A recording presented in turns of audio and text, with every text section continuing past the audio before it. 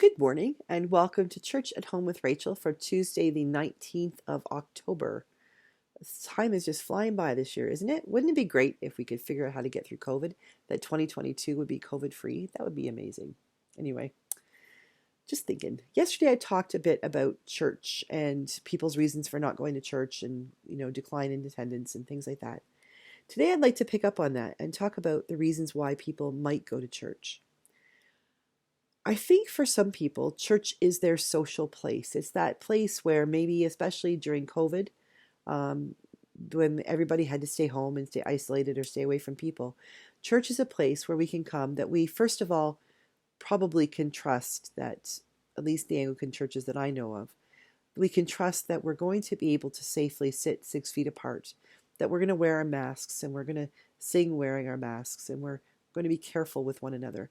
The church is one of those places where we can still expect people to act respectfully, and that we know that when we go there, we're not going to be inundated by people who are flouting the rules or who are trying hard to be renegades and say I'm not going to wear a mask. And at least the churches that I know of, we come to this place and people come in and they wash their hands and they greet each other from a few feet away, and they still get caught up knowing that the person they're talking to has probably been vaccinated and is healthy, or they wouldn't have come to church. That these are people that they feel safe with, and they're people that they trust that they can be around and get re-energized. Because the church is a safe place to be. At least it really should be. Great reason to come to church is knowing that you have that safety net, that social safety net of people who really love you, who listen to you, who, even if they haven't seen you for a long time, will remember what it was you were worried about, 2 months ago, the last time you were there, or will ask you how your brand new grandbaby is, or see how you're doing when there's been a death in the family. The church is one of those places where it is still, and hopefully always will be, completely socially acceptable to be kind and generous and loving and compassionate. The church is also a place where we can do those things that we don't normally do in public. I haven't often, although once in a while you'll see a young dad or somebody who looks like he doesn't usually do the grocery shopping, looking like he's saying a prayer in the feminine products aisle or the baby aisle or something. But most often, you're not going to see people stop and pray at the co-op grocery store. They might pray when they're in the car, but the words they're using may sound like they're talking to God, but probably not. But church is one of those places where it's not embarrassing to pray. I mean, lots of people are really, kind of icky. If I ran into them in the grocery store and just having a chat and talking about how things are going, and they say, something's happening. Can I pray for you? Quite often, absolutely, please keep me in your prayers. Totally different answer if I say, can I pray for you right now? Here in the middle of the bread aisle, can I pray for you? People are like, yeah, just keep me in your prayers. Every once in a while, somebody wants me to pray right away, but most of the time, it's like prayer is one of those things that we're a little bit uncomfortable with in public. So the church is a place where we can go and we can pray. And as a matter of fact, we're expected to pray. So it's a place where we can go and do what we feel called to do without worrying that somebody's going to look at us funny or someone's going to question what we're doing. Now, the church doesn't necessarily always encourage all forms of prayer.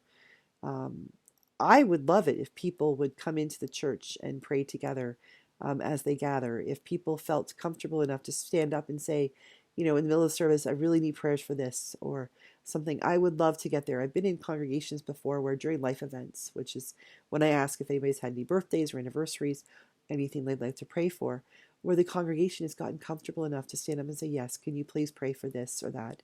And sometimes we've stopped and said a prayer right there.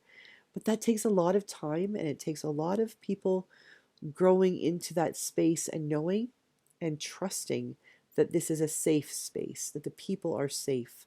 So church is also one of those safe places, a place where you can come, and because of what we do, you're going to be able to trust, for the most part, that what you say won't be scoffed at or laughed at.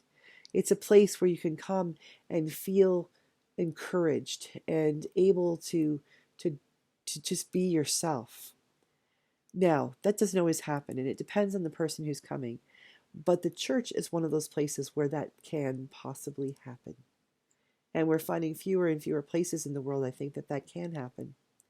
So it's a place where you can be safe. It's a place where you can pray. It's a place where you can gather your community around you just to check in and see how you're doing. It's also a place where we can sing. Now, there's lots of people, I think, lots of people love music. I mean, listen to all the Spotify and TikTok and all this stuff. And music is prolific. There's like new artists out there all the time making millions and millions of dollars. At least somebody is on the music that they sing because music is so big. But how many people actually sing anymore? I mean, I remember a day when everybody sang everything. You know, Elvis came on the radio, you'd sing along. Mom would be washing dishes, she'd be singing. Radios would be on all the time, and people would sing in the car. People sang at church. You go to a funeral, everybody would sing. You go to a wedding, everybody would sing. Over the past 22 years, I've seen a significant decline in singing. And I don't think it's all because people don't know the music. There's lots of people who doesn't know Amazing Grace, really? If you actually ask them, who doesn't know the maybe not know the words, but if the words are in front of you, you know the tune. How great thou art. There aren't that many people over the age of 40 who don't know the tune, who wouldn't recognize it. They may not know what it is, but if they had the words in front of them and other people singing with them, they would be able to sing along. However, people aren't singing as much.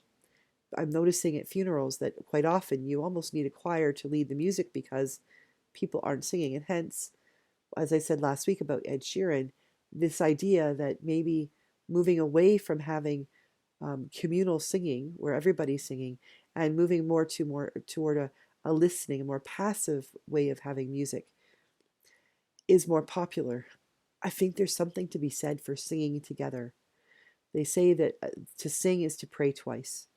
And to sing with others is to pray as a body. And there's nothing more powerful than that.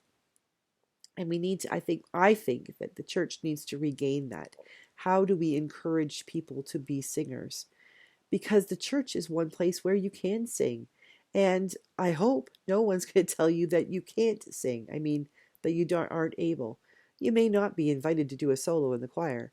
But for the most part, I haven't seen people looking around, unless it's to their own family, to say, just mouth the words, don't sing. In church, you can sing your heart out, and you don't have to be good. You know, if you're lucky, the choir is, and they can lead it well. But if not, just sing. It's just belt it out. And if we're bad, well, then we make a joyful noise to the Lord. It's okay. God doesn't mind. But it is a place where we can sing. I've noticed things like TikTok, places where the music is, people are mouthing the words, like they're pretending to be the singer, but they're not using their own voices sometimes. And so I think the church is one of those places where those things that sometimes we feel inhibited about, we can drop our inhibitions and come forward and be present and joyful, because there's something powerful about singing. There really is. The church is also a place where we know that we are loved. It is a place that no matter what else happens in your life, you know you can go there. And even if no one speaks to you, when you're speaking to God, you know that God is speaking love to you. That is what church is about. When we think about Jesus on that cross, he gave himself up on that cross because he loves us. He loves you. And if in a world where it's so hard sometimes to find people who will genuinely care for us and will love us as we love them, knowing that there is one place where we can go, to the church, to know that we can find that love and realize it completely, that is priceless. So those are some thoughts, reasons why you should go to church. What about you? Why do you go to church? Or why don't you go to church? Please let me know, because the more that I learn, the better I can be as a priest, the better I can offer church to people, the better I can offer God to people even when they're not in church. So have a great day. God bless you, and I will see you again on tomorrow, Wednesday, for Church at Home with Rachael. Have a wonderful day.